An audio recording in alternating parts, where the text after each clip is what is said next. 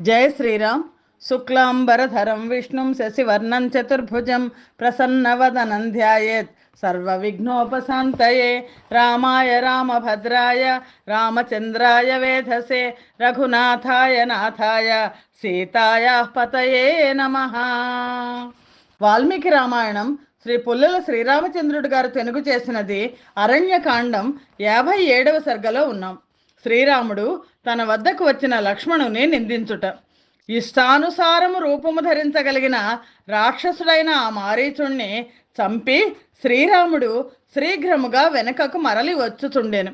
సీతను చూడవలనని తొందరగా వచ్చుచుండగా అతని వెనక క్రూరమైన ధ్వనిగల నక్క అరచెను. భయంకరము రోమాంచము కలిగించేది అయిన నక్క కూత విని శ్రీరాముడు అశుభమును శంకించుచు ఇట్లు ఆలోచించెను. అయ్యో, ఈ నక్క కూయుట చూడగా ఏదో అశుభము జరగనున్నదని అనిపించుతున్నది. సీతను రాక్షసులెవ్వరూ భక్షించి వేయకుండగా ఆమె క్షేమముగా ఉండునా? మృగరూపమును ధరించి ఉన్న ఆ మారీచుడు కావలనని నా స్వరముతో చేసిన అరుపును లక్ష్మణుడు విని ఉండవచ్చును. లక్ష్మణుడు ఆ స్వరమును విని సీత పంపగా ఆమెను విడిచి శీఘ్రముగా నా దగ్గరకు వచ్చును. రాక్షసులందరూ కలిసి సీతను చంపవలనని ఉపాయము పన్నినారు. సందేహం లేదు. అందుచేతనే మారీచుడు బంగారు లేడి రూపము ధరించి నన్ను ఆశ్రమము నుండి దూరముగా తీసుకొని పోయి బాణము చేత చంపబడినప్పుడు అయ్యో లక్ష్మణ, చచ్చి తిని అని పలికినాడు. మహారణ్యములో నేను దగ్గర లేని సమయమునందు ఆ సీతాలక్ష్మణులు క్షేమముగా ఉందురా? జనస్థానము మూలమున నాకు రాక్షసులతో వైరం ఏర్పడినది కదా. ఇప్పుడు భయంకరములైన అనేక అపశకునములు కూడా కనబడుతున్నవి. శ్రీరాముడు నక్క కూత విని ఈ విధముగా ఆలోచించుతూ ఆ రాక్షసుడు మృగరూపము ధరించి తనను దూరముగా తీసుకొని పోయినందుకు శంక వలన వికలమైన మనస్సుతో జనస్థానము వైపు వెళ్ళాను. మృగములు పక్షులు దీనమైన మనస్సుతో కూడినవై ఆ మహాత్మునకు ఎడమవైపుగా తిరుగుచు సమీపించి ఘోరముగా ధ్వని చేసినవి. చాలా భయంకరములైన ఆ శకునములను చూచి రాముడు తొందరపడుచు వేగముగా తన ఆశ్రమము వైపు మరలి వచ్చెను. సీతను గూర్చి మహాబలవంతుడైన లక్ష్మణుని గూర్చి ఆలోచించుచు అతడు జనస్థానము వైపు వచ్చెను. దిగులు చెంది దుఃఖాక్రాంతుడై ఉన్న లక్ష్మణుడు శ్రీరాముణ్ణి కొద్ది దూరం నుండే కలుసుకొన్ను. రాక్షసులకు నివాసమైన ఆ నిర్జనమైన అరణ్యమునందు సీతను ఒంటరిగా విడిచి వచ్చిన లక్ష్మణుని శ్రీరాముడు నిందించెను. అతడు చాలా దుఃఖించుతూ లక్ష్మణుని కుడిచేయి పట్టుకొని పరుషముగా ఇట్లు పలికెను. లక్ష్మణ, నీవు సీతను విడిచి ఇక్కడికి వచ్చినావు. నీవెంత చెడ్డ పని చేసితివి. ఇక ఇప్పుడు అంతా క్షేమముగా ఉండునా? నాకు అన్ని అశుభమైన శకునములే కనబడుతున్నవి. వీటిని బట్టి అన్ని విధాల సీత నశించి ఏనా ఉండును, లేదా వనములో సంహరించే రాక్షసుల చేత భక్షింపబడి ఉండును. నాకేమీ సందేహం లేదు. సీతను ప్రాణములతో ఎట్టి అపాయము లేని పరిపూర్ణ శరీరముతో చూడగలుగుదుమా? మంటలు మండుచున్న దిక్కువైపు తిరిగి మృగాల గుంపులు, నక్కలు, పక్షులు భయంకరముగా అరుచుచున్నవి. దీనిని బట్టి రాజకుమారి అయిన సీత క్షేమముగా ఉండునా అని సందేహము కలుగుతున్నది. మృగ రూపములో ఉన్న ఆ రాక్షసుడు నన్ను ప్రలోభ పెట్టి చాలా దూరము తీసుకొని పోయినాడు. ఆ మృగమును చాలా శ్రమ చేత ఎటులను చంపితిని. అది చావగానే రాక్షసుడుగా మారిపోయినది. నా మనస్సు ఇప్పుడు దైన్యముతో నిండిపోయినది. సంతోషము లేకుండా ఉన్నది. నా ఎడమ కన్ను కూడా అదురుచున్నది. లక్ష్మణ, సీత ఆశ్రమములో ఉండదు. సందేహం లేదు. హరింపబడి ఉండవలెను, లేదా మరణించి ఉండవలెను, లేదా హరింపబడుచు మార్గ మధ్యములో ఉండవలెను. శ్రీమద్ రామాయణం నందలి అరణ్యకాండలోని 57వ సర్గము సమాప్తము. జయ శ్రీరామ్. 58వ సర్గ. ఆశ్రమంలో సీతను కానక శ్రీరాముడు దుఃఖాక్రాంతుడగుట.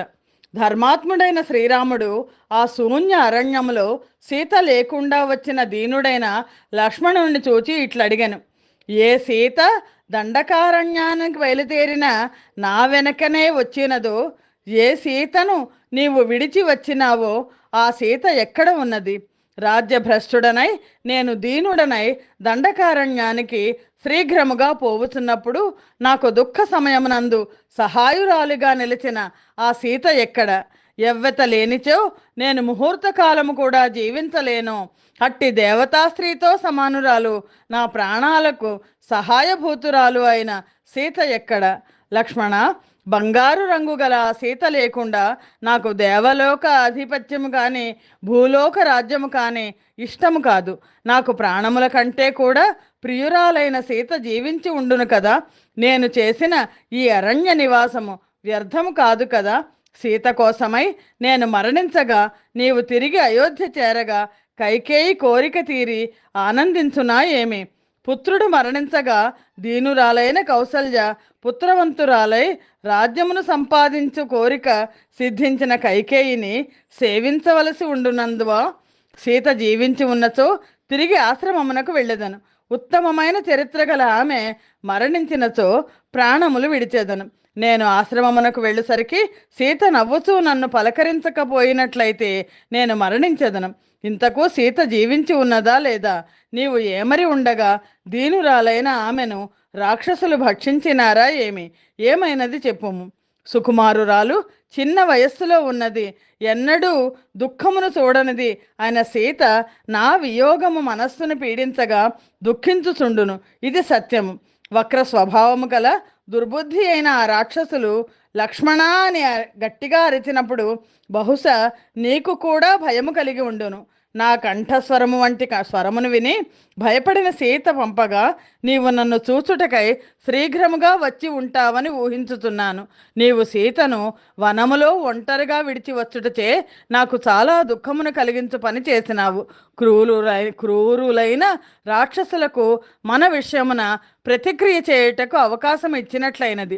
నేను కరుణ్ణి చంపుట చేత నరమాంసమును భక్షించే రాక్షసులందరూ దుఃఖితులై ఉన్నారు.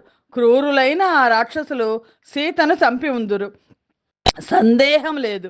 అయ్యో, నేను అన్ని విధాల ఈ వ్యసనములో మునిగిపోయినాను. ఇప్పుడు ఏమి చేయుదును? నాకు ఇట్టి కష్టం రావలసి ఉన్నది కాబోలు. రాముడు సీతను గురించి ఈ విధముగా ఆలోచించుతూనే లక్ష్మణ సమేతుడై త్వరగా జనస్థానము చేరెను. అతడు మిక్కిలి దుఃఖించుతున్న తమ్ముణ్ణి నిందించుతూ ఆశ్రమము వైపు వెళ్ళాను. ఆకలి చేత, అలసట చేత, దాహము చేత అతని ముఖము ఎండిపోయెను, శరీరము రంగు వాడిపోయెను. అతను నిట్టూర్చుచు ఆశ్రమ సమీప ప్రాంతమంతా శూన్యముగా ఉన్నట్లు చూచి తన ఆశ్రమంలో ప్రవేశించెను. అక్కడి నుండి తాము విహరించుచుండు కొన్ని ప్రదేశములకు వెళ్ళాను. అచ్చటి నుండి మరల నివాస స్థానమునకు వచ్చెను. సీత ఎక్కడా కనబడకపోవటచే నేను ఊహించినట్లే జరిగినది అని అనుకొనుచు శరీరము గగుర్పాటు చెందగా చాలా దుఃఖించెను. శ్రీమద్ రామాయణం నందలి అరణ్యకాండలోని 58వ సర్గము సమాప్తము. జయ శ్రీరామ్.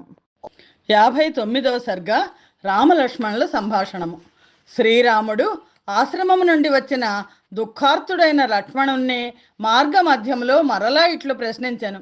నేను నీ మీద ఉన్న విశ్వాసము చేతను సీతను అడవిలో విడిచి వచ్చినాను కదా, నీవు ఆమెను ఎందుకు విడిచి వచ్చినావు? సీతను విడిచి వచ్చుచున్న నిన్ను చూడగానే నా మనస్సు గొప్ప పాపమును శంకించుచు నిజముగానే వ్యధ చెందినది. సీత లేకుండా వచ్చుచున్న నిన్ను మార్గమునందు దూరముగా చూడగానే నా ఎడమ కన్ను, ఎడమ భుజము అదిరినవి, హృదయము కంపించినది. లక్ష్మణుడు శ్రీరాముని మాటలు విని ఇంకనూ అధికముగా దుఃఖించుతూ దుఃఖాక్రాంతుడై శ్రీరామునితో ఇట్లు పలికెను. నా అంతట నేనుగా ఆమెను విడిచి నా ఇష్టము ప్రకారము ప్రవర్తించుతూ ఇక్కడికి రాలేదు. తీవ్రములైన మాటలు పలికి ఆమె నన్ను ప్రేరేపించుటచే నేను ఇక్కడికి నీ దగ్గరకు వచ్చినాను. అయ్యో సీత, అయ్యో లక్ష్మణ, రక్షించుము అను వాక్యము నీవే పలికినట్లుగా సీతకు వినబడినది. ఆ దీనస్వరమును వినగానే సీత నీపై ఉన్న ప్రేమచే భయభ్రాంతురాలై ఏడ్చుచూ వెళ్ళుము వెళ్ళుము అని నాతో పలికెను. వెళ్ళుము వెళ్ళుము అని ఆమె అనేక పర్యాయములు ప్రేరేపించినా నేను నీ విషయం నందు నాకున్న విశ్వాసమును ప్రకటించుతూ ఇట్లు పలికి తిని. శ్రీరామునకు భయము కలిగించగల రాక్షసుడు ఉండునని నేను తలసను. నీవు నిర్భయముగా ఉండుము. ఇదంతా అసత్యము. ఎప్పుడో ఈ విధముగా అరిచినాడు, ఎవ్వడో ఈ విధముగా అరిచినాడు. దేవతలను కూడా రక్షింప సమర్థుడైన మా అన్నగారు నింద్యము నీచము అయిన రక్షించుము రక్షించుము అను మాట ఎన్నడైనా పలుకునా? ఎవడో రాక్షసుడు ఎందుచేతనో నా సోదరుని కంఠస్వరముతో రక్షించుము రక్షించుము అని అరిచినాడు. లక్ష్మణ, నన్ను రక్షించుము అని విపరీత స్వరముతో ఎవరో అరిచినారు. నీవు సాధారణ స్త్రీ వలె వ్యధ చెందకూడదు. మనస్సు కలత చెందనీయకుము. ఏమైనదా అని చింతింపకుము. స్వస్థురాలవై ఉండుము. యుద్ధములో శ్రీరాముణ్ణి ఓడించగలిగిన వాడు ఇంతవరకు పుట్టలేదు, ఇటు పైన పుట్టడు.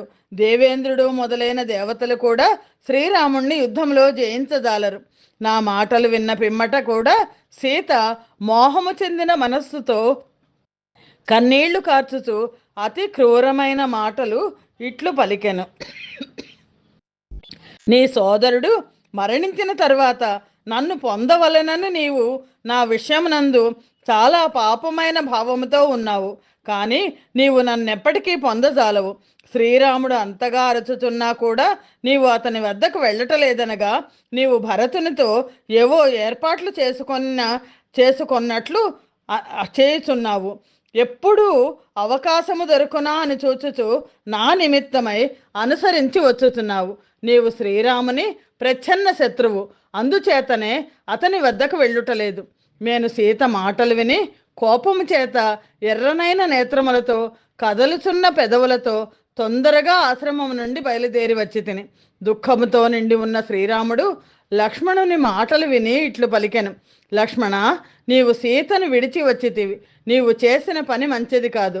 రాక్షసులను నివారించుటలో నేను సమర్థుడననే విషయం తెలిసి కూడా నీవు సీత కోపముతో ఏమేమో అన్నది కదా అని ఆమెను విడిచి వచ్చి వేసినావు. ఇది నాకు చాలా బాధాకరమైన విషయము. ఆమె కోపముతో ఏమో పరుషముగా మాట్లాడినదని ఆమెను ఒంటరిగా విడిచి వచ్చినావా? సీత ప్రేరేపించగా నీవు కోపమునకు వసుడవైపోయి నా ఆజ్ఞ పాటించలేదు. నీవు అన్ని విధముల పెద్ద తప్పు చేసినావు. మృగరూపము ధరించి నన్ను ఆశ్రమము నుండి దూరముగా తీసుకుపోయిన ఆ రాక్షసుణ్ణి నేను బాణము చేత కొట్టివేయగా వాడక్కడ పడి ఉన్నాడు. నేను ధనుస్సు లాగి బాణమును సంధించి అనాయాసముగా బాణముతో కొట్టగా ఆ మృగ శరీరము విడిచి దీనముగా అరుచుతూ బాహుపురులు మొదలైన అలంకారములు ధరించిన రాక్షసుడుగా మారినది. నా బాణపు దెబ్బతిని అతడు దుఃఖభరితమైన వాక్కుతో చాలా దూరమునకు వినపడే స్వరమును అవలంబించి దారుణమైన ఆ మాటలు పలికినాడు. అది వినియే నీవు సీతను విడిచి వచ్చినావు. శ్రీమద్ రామాయణం నందలి అరణ్యకాండలోని 59వ సర్గము సమాప్తము. స్వస్తి ప్రజాభ్య పరిపాలయంతాం న్యాయేన మార్గేణ మహిం మహిషాః. గోబ్రాహ్మణేభ్య శుభమస్తు నిత్యం. లోకాః సమస్తాః సుఖినో భవంతు. సర్వం శ్రీరామార్పణమస్తు. జయ శ్రీరామ్.